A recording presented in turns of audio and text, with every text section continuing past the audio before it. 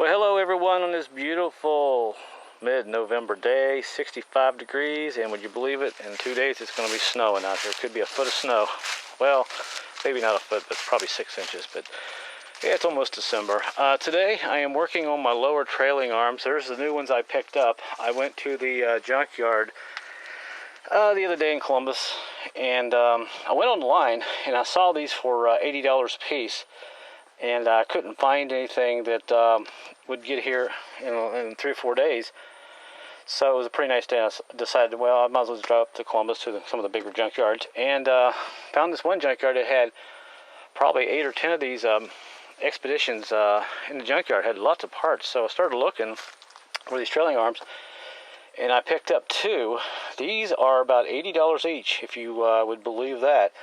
I couldn't believe how expensive they were. Of course, I painted them red and made them look really good because I'm a fan of making things looking good. And there they are. I even got the bolts with them. And now I want to show you the trailing arms that are on the vehicle now. Pretty bad shape. All these expeditions, the Jeeps, they're like that. This one is pretty much rotted through there. And the other side, it's got some bad places on it too. Now thankfully the top one is okay. I'll just clean it up and paint it.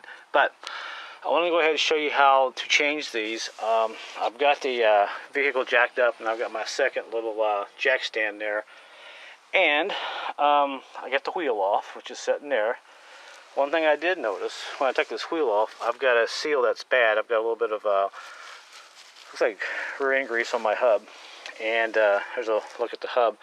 And that seal, I don't know if you can see that down in there or not, but that seal does look bad, so I may be replacing it in the near future. But one thing leads to another, right? Alright, so like I said, I got it up in the air, and I did take the brake caliper off. It's real easy to do. You just got a couple of little bolts here. These are little 10mm bolts. Just kind of pop those off. But before you take them off, take your screwdriver and go in here behind the caliper and kind of squeeze that piston back down into the caliper. It makes it a little bit easier to take these brakes off. And also you've got some clips here. Probably can't see them because of all my grease. Don't lose these and don't let them fall off. And that's it. And turns out my emergency brake is in pretty good shape. A lot of these emergency brake e-brakes, they get trashed. So far it's not looking too bad. Now, things you'll need to take these trailing arms off are a couple of good ratchets, half-inch ratchets, a 13/16 wrench, 13/16 socket, and on this side, I believe this one was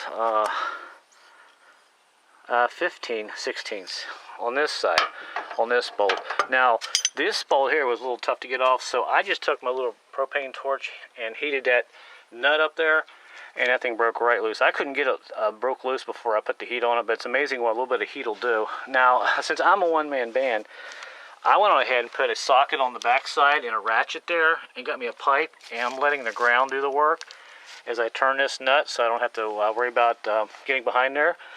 And since I've got this pretty much broken loose here, I'll show you how easy it was to break loose. There we go. Pretty easy to do. So that one's loose, and this one's already loose too. So now all I gotta do is take those bolts out, knock those bolts out, take the nuts off, and go ahead and stick my new trailing arm on. And here are the bolts that go in there. These are pretty big bolts, so you gotta have a little muscle. And if you're, you don't, it's always good to have a little extra help, another guy. But you can do these on your own. But I did paint them, and they look really good, so I'm excited to get these on there. And I wanted to check the brakes and the emergency brake shoes anyway. When I got this vehicle, a week ago, I haven't had a chance to do much, but today is a pretty good day, so I'm doing all this. So I'll go ahead and pop these up, and I'll set the camera up here real quick, and you can kind of watch me do this. All right, we'll go ahead and start on this one. Since I already got this one started, it may come off pretty easy. But like I said, if you put a little heat on that nut, it really makes a difference. At this point, I can probably just use this 3/4 inch ratchet. I think I said 1/2 inch. Actually, I'm using 3/4 inch sockets and ratchets. and you can see this bar that I got behind here on the ground, right there. It's holding that bolt for me, and it's allowing me to turn this nut. It's gonna be ingenious a lot of times when you're by yourself working on vehicles.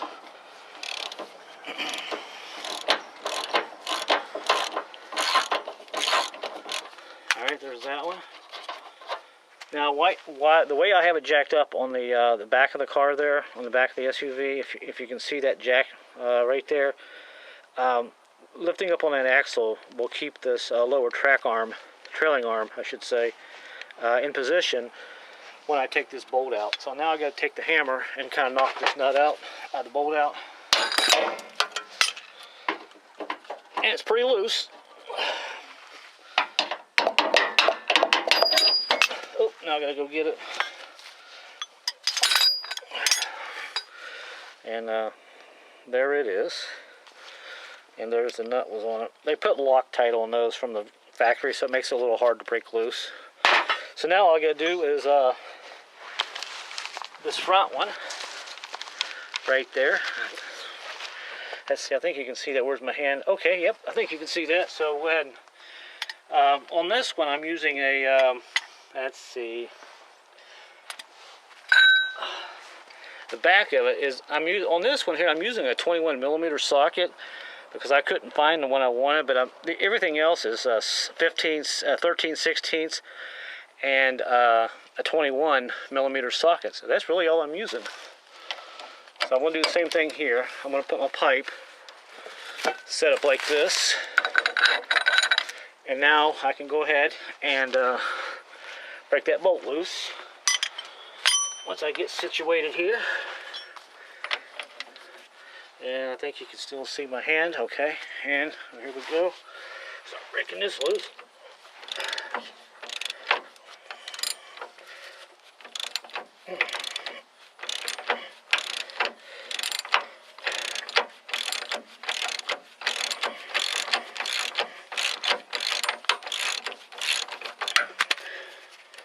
Came off pretty easy.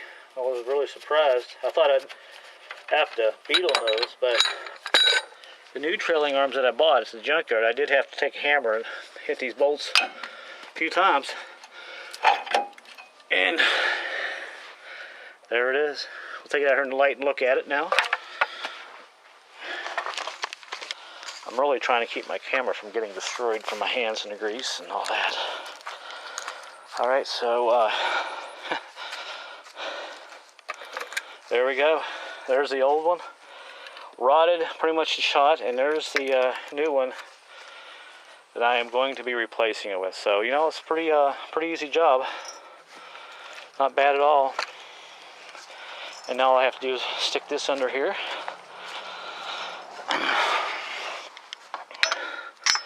I'll start one in. Let me set the camera back down here where you can kind of see. If I do it right, you might be able to see the entire thing without seeing my fat face. Yeah, I know, I got a brand new muffler coming, $68 factory. I can't believe how cheap it was. If you look on eBay and online, you can get some really good deals. The local parts stores wanted $100. I got one original one for $62 free shipping. Same length and everything. This is a 24-inch muffler, so it's a pretty big muffler, and I got a tailpipe locally for $43, brand new one. So it's going to be in pretty good shape when I'm done. All right, let's go ahead and put this trailing arm on. Let's see. At least start it.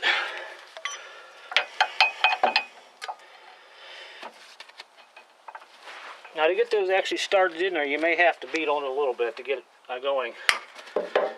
That rubber is pretty thicker.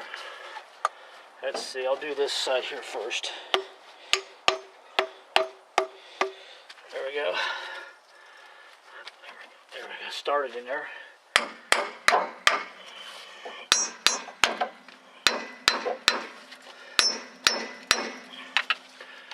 There we go. So now all I gotta do is put my bolts in and finish up, put the bolt in the front one there and put the bolt in the back here and tighten it down. So I'll go ahead and do that, and I'll come back here when I get it all in there. It's really pointless for me wasting my battery, you watching me put this in. So like I said, when you start these in here, they're going to be a little tight because you got to remember the old ones are wore out a little bit, and these newer ones are just a millimeter, a hair thicker, so it may be a little tough to get them started in there, down in that area right there, but it'll go. So let me put this on and we'll come back here and look at it. Alright, I got the lower trailing arm in. I actually had to use a little jack to kind of push that back a little bit. I couldn't get that bolt quite centered to have it come through this side, so I put a jack under it and pushed up on it, and I got a little tiny jack here, and I kind of, what I had to do was push the trailing arm back just a little bit to get that bolt centered. I got it through the other side, but I'm a one-man band, like I said, and I didn't want to crawl under and start prying with a pry bar. I wanted to do it a lot safer. So it's actually in. I can go ahead and take all this stuff out of here. Oh, I got it dirty. I know. And let's take this out. And all I have to do is tighten down my nuts. And this side is done. So I'm not going to show you how to do the other side, but when I get it done, I'll give you a quick peek at it. But there it is. Looks really good. I'm excited. Get a nice picture of it there. I'll wipe it off in a few minutes. So if you're going to have to replace them, you know, your lower trailing arms, that's how you do it. You might want to get a small jack and have a butane torch, if I can talk, just to make it easier to break those nuts loose on those bolts, because they are pretty big. So yeah, Jeeps are the same way. The back of them, they're just cheap. And of course, living in the Northeast doesn't help much. But other than that, the body's in pretty good shape. These trailing arms, I was surprised they were that in that bad of a shape. So I'll go ahead and stick the other side on, and we'll take a quick look at that. And also, I forgot to tell you, I got this, like I said, the bolt in and everything, and I used my little jacks. I took my big jack. It was actually back under the rear end. I brought it around and put it up under the frame here, jacked it up, and I thought, well, maybe that would help me center this bolt a little bit if I positioned this axle a little bit differently, get the weight distribution a little bit differently. But it really didn't matter, so that's why I had to use that small jack on a piece of wood and jack underneath of it to get that bolt centered. But just wanted to tell you that so you don't get too excited if you can't get that bolt in. Now we'll go ahead and do the other side. What an amazing day. Wow, 75 degrees. No, middle of November. Well, actually today's the 18th, I believe. Anyway, it's done. I painted the center hub, I don't know. But anyway, there's the lower track arms in. Pretty good shape. Now, one other thing here, a little tip. I had trouble kind of sliding that up in there, so I took a big wrench here, a thumb wrench, and just kind of grabbed this and pried it open a little bit to help those ends slide up in there. And I did the same thing down there. Just take a ratchet, or I'm not a ratchet, a thumb wrench like this. It's a pretty big one. And just open it up enough to get up on here like this. And just pull out enough to start those in there. And when you tighten the nuts and bolts down, it'll squeeze back together. So this side's done, and we'll go ahead and put the wheel on and everything. And we'll start on the other side, and I'll actually just give you a look. I'm not going to tear it down for you, but I'll give you a look at it once it's done. But that looks just amazing and a lot better. And I know my brakes are good. So yeah, I'm all excited. I'm pretty happy about this so far. Okay, now I'm on this side, and I got the wheel off, and I must say that this side's in better shape. I don't have any leaks in the rear axle seal, and the brakes look good. And the emergency brakes look good, I should say, and the pads look pretty decent. Alright, now this trailing arm back here, I got it off. Now to save you guys a lot of trouble, right here, this bolt, if you see behind there, there's the gas tank.